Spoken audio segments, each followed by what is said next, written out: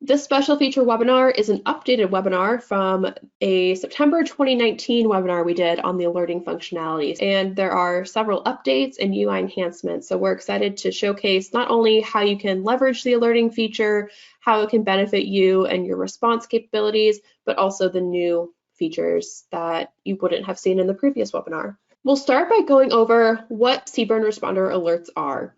These are notifications sent to personnel when a specific data point reaches a certain severity level or a chemical or isotope is identified.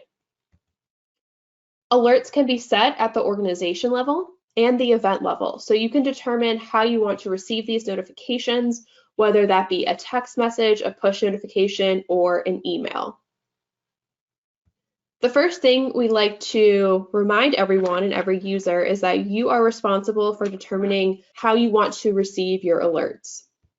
For the alerting capability, like I mentioned, you can receive these messages via email, push notification, and text message. It is your responsibility to also ensure that if you are attempting to receive these via the push notification, that you have your phone notification settings enabled. So even if on our website, which I'll show you in the next slide, if you have your preferred method being push notifications, but you don't have those notifications set on your device itself, you won't receive them. So you have to make sure it's set on the CBRNResponder side, but then also on your personal device side. You can manage your alert notifications and other CBRNResponder notifications by logging in and selecting that drop-down next to your name in the upper right-hand corner. You'll then see an option that says notifications. And from the notifications page, you'll have a list of all notifications sent to you, but you'll also have the option to configure your notification settings. And this is where it's great for you to look to ensure that you're receiving your messages in your preferred way. We do have a default notification destination. This just means that these are your preferred methods that will apply to all different types of notifications, but you can go in and customize them if you would like. So in this instance, I am saying that I want to receive all notifications by email and push notification. You can choose for a specific category. So for event data alerts, you can choose how you want to receive that specific type. Here, I want to receive these notifications via email and push notification. I can multi-select, so I can receive these via multiple paths. And once you have your alert notifications and just your general notifications to your liking, go ahead and save changes. One thing to note, like I mentioned with the phone general notification settings, is if you do want to receive text messages, you do need to make sure that the phone number associated with your CBRNResponder account is marked as being able to receive texts. So if that is something that you're not sure about, or your phone number on CBRNResponder is not marked as being able to receive texts, you can reach out to us and we can help you, or you can go into your profile page and manage that yourself. Once you have your settings to your liking, an alert's been initiated, it's then going to send you either or an email, push notification, or a text message. And here are some examples. Now we'll talk about how you can actually set up an organization-wide alert definition. There are a few required roles that you must have in order to be able to create alerts at the organization level. If you have the admin, planner, or event creator role, you can create alerts. If you do not have that permission. You'll go into your organization space, and from the left-hand side under the configuration menu, there is an option for alert definitions. You'll open that, and you'll be presented with a list of all definitions that have been created by your organization. If you don't have any listed here, this means you just haven't created one yet. And you can also see which ones are enabled or active by looking at the various columns. And you can also see some general details. But we'll talk about how to actually create a new alert definition. You'll see a green Create Alert Definition button if you have the proper permissions. And now you're brought to the page where you're actually going to set up what needs to happen in order for someone to get this notification. You'll mark the alert with an appropriate name. You want this name to be obviously unique, but you also want it to give some indication as to what this alert means. You can provide greater explanation for the description field. For the priority field, this does not affect how the alert notification is distributed, but it's rather just to classify these alerts for situational awareness. So if it's just something that's informational, you know, okay, maybe it's not that important. Maybe this is just for my awareness. However, if you mark something as urgent or warning, it may have a different meaning to those who receive it. Once you've marked the priority of your alert definition, you'll choose the data type: accumulated dose, chemical ID, chemical readings, chemical spectrum, field screening, field survey, fixed chemical reading, fixed point survey, mobile survey, which is the new option, and radiological spectrum. Depending on the data type that you select, you'll have additional fields. On the left-hand side, you can see that I selected field survey. So now I have to select the severity of the reading that I want to receive an alert for, if I want to ignore background or not. For the radiological spectrum data type on the right-hand side, I still have that ignore background option, but I also have to identify a minimum confidence level and an isotope or isotopes that will raise the alert. So they do differ slightly based on the type of data that you are setting up an alert for.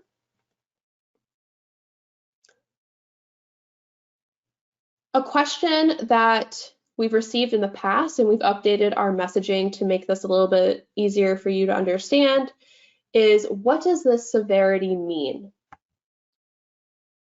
So an alert will be sent for data points at or above the severity level specified unless another matching alert definition is configured with a higher severity level.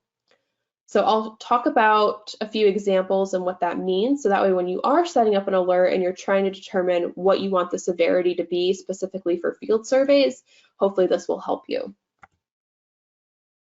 As an example, I have two alert definitions enabled either at this event or the organization. One is for a low field survey and one is for a high field survey. If a low severity reading is entered, this means that the low survey reading taken alert will be sent.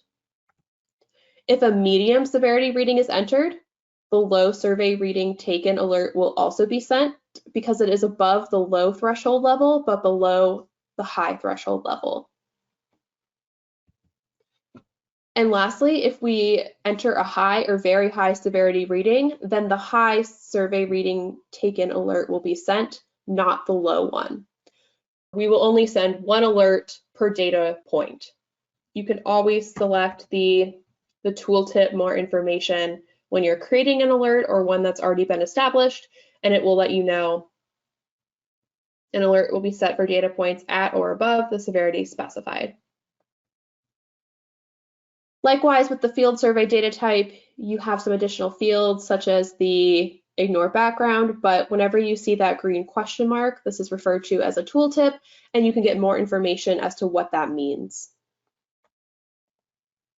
From the organization side, if you mark an alert definition as default, this means that it will be added to new events that are created by your organization, and if it is not selected as default, it will not be added to new events created by your organization.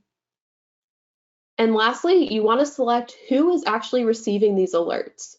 It's a multi-select, so for the organization side, you can add personnel from your organization. It could be one person or 100, it's really up to you. For this alert in particular, I am just sending it to 3 people. And then I will select Save Changes to save my new alert definition. Once it's saved, you'll be brought to the alert definition details page where you can review everything that you set, and if you need to, you can edit, disable, or delete. Back on my general alert definition page, you'll see the alert definitions with the option to enable or disable all alerts, and you can also open up the details of the alert by selecting the magnifying glass icon. Setting up alerts at the organization level will help you save time if your organization is creating events and if you have these specific alerts that you want to go out regardless of the incident. However, just like several other capabilities in CBRNResponder, you do have the option to create an event-specific alert definition. To do this, you must have the event manager role. And you'll want to search for the active event that you would like to create alerts for. Here I have the events tile from the home page. I'll select search, select the event, and once I'm in the event space, I'll first want to make sure that alerts are enabled. So I'll go under details, scroll down to settings, and where it says are alerts enabled, if it says yes, that means alerts will be sent out. If it says no, at the top you can choose this quick button which says enable alerts, and the alerting capability will be turned on for this specific event. Next, I'll go to my alerting section. So there is a separate drop-down menu for alerting on the events page. I'll open up definitions, and this is going to look very similar to the organization space, except this is just going to show you alerts that are specific on this event. If your organization, for example, did not create the event, but you were added as a partner, you can still add some of your organization alerts down if you would like, or if you didn't set those alerts as being default and you wanted to pick and choose which one you added to your events, you'll see this copy from organization button, and this will allow you to choose the organizations that you're a member of to copy the definitions down to the event level. Here I selected the Chainbridge Technologies organization, and I'll select copy alert definitions. And now any alert definition that I had set up from the organization side will now automatically be added to the alert definitions by going through that copy from organization process. You can also edit alerts at the event level or view additional details. You'll select the blue magnifying glass icon to be brought to the details page, and at the top you can see you have those edit, disable, and delete options. Now, if you wanted to create an event-specific alert, you can do that by selecting Create Alert Definition. This alert is only going to apply to that one event. And the only difference in the form, you still have to name it, enter a description, the data type, is that for the personnel to notify, you can now select anyone on the event, not just people who are a member of your organization. If you chose to edit an alert definition that you brought down from the organization level, you can select this reset to default to undo all of those changes and bring those alerts back to their original state.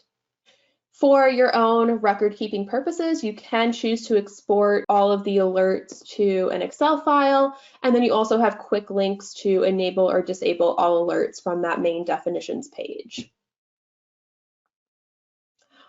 I'll talk briefly about editing alert definitions, and then we'll talk about how those are received and what it means when you enter a data type with a certain severity level when you will receive those notifications.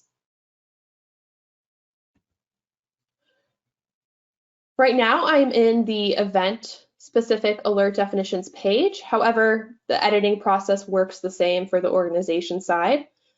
You will select the blue magnifying glass option next to the name of the alert definition that you would like to edit. If you have the proper permission, you will see the edit option. If you do not, then you won't see this button at all. But you'll select edit to be brought back to the definition form, and this is where you can add personnel to notify, make any changes that you see fit, and select Save Changes. One thing that's different on the event side is that we do have a history of alerts or alert history page. This is going to be right below the alerting definitions option that we were just in, and this is going to show all of the alerts that were triggered on this specific event. Here I can see in the screenshot there are 3. I can see the alert timestamp, the name of the alert, the data point type, a link to view the data point that triggered the alert, the priority that was set, and the severity that was associated with the alert.